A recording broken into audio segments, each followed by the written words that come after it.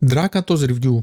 When I first loaded into Drakantos, I wasn't expecting much. These days there are many MMORPGs trying to grab your attention. Every new game promises a massive world, endless progression, exciting combat, and a thriving community. Most of them end up feeling like something I've already played before, but Drakantos immediately caught my attention for one simple reason. It reminded me of a game I absolutely loved growing up, Golden Sun. Now, if you ever played Golden Sun on the Game Boy Advance, you'll probably understand what I mean.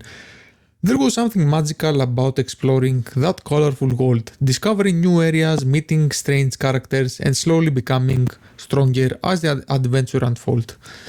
Now, Drakantos isn't trying to copy Golden Sun, but the moment I stepped into the world, I got the same nostalgic feeling.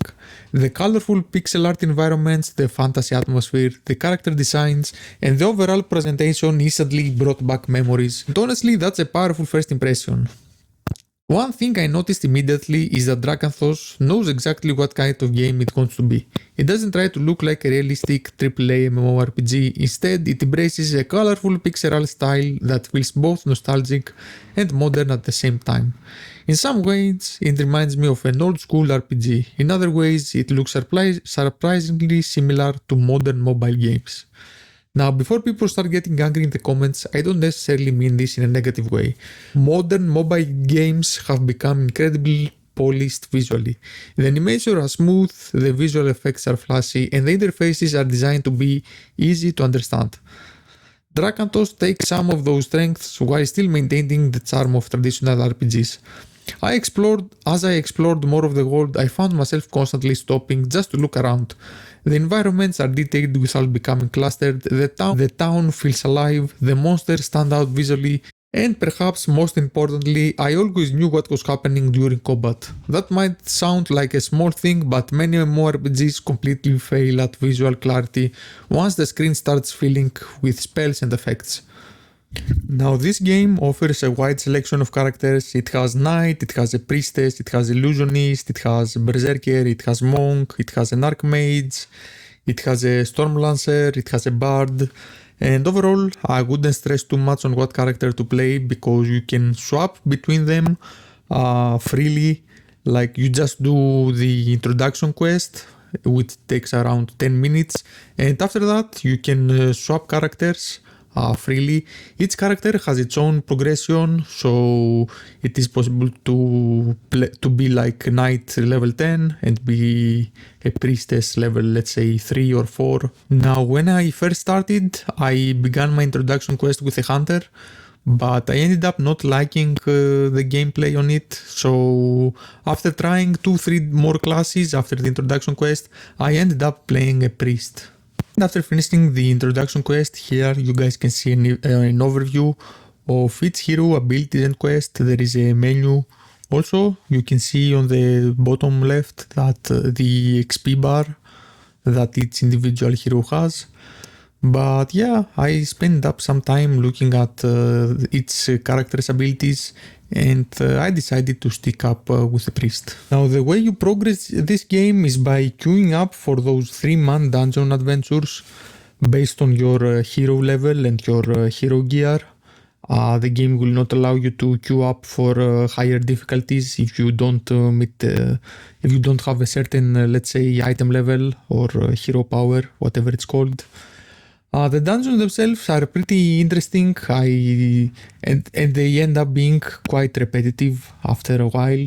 Mind you guys, this is a closed beta test, so let's not be too harsh on the developers. But yeah, I end up liking those quests, those dungeons. Usually you have to fill up the bar on the top right by killing monsters and enemies, and the majority of the game you just end up spamming your right click and left click button.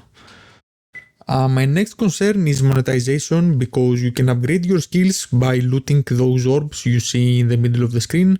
So each orb modifies your skills. And what I'm concerned about is I don't want the game to end up in a situation where it's like Diablo Immortal or something like that, that getting those orbs is impossible. Monetization wise, I'm not sure if this game should be free with a battle pass or it should have like a fixed price with a small shop. Now, my biggest concern is monetization. This isn't a criticism of Drakantos specifically, it's a concern that I have with almost every free-to-play MMORPGs, because we've seen what can happen. A game launches with great gameplay, players fall in love with it, the community grows, then slowly the monetization starts expanding, a battle pass appears, a premium subscription, then convenience purchases, then boosts, then additional systems designed to encourage spending. Eventually, players stop talking about the game itself and start talking about the cash shop. That's the nightmare scenario. Now, this game has a couple of more things to offer, such as side quests. It has a mount that you can obtain by doing a quest. However, I do not have any footage of it because I was doing as the closed beta was ending, and I was not on stream. It has professions, and this game also has some world events that people gather around. A chest will appear in an area, and people could gather in that area, and where there is, let's say, enough people there, monsters will start circling and attacking the players, and if you guys manage to kill everything, you're gonna get the chest rewards. I mean, as I said, I do not have footage of it because it was not on stream and it was just as the beta was ending.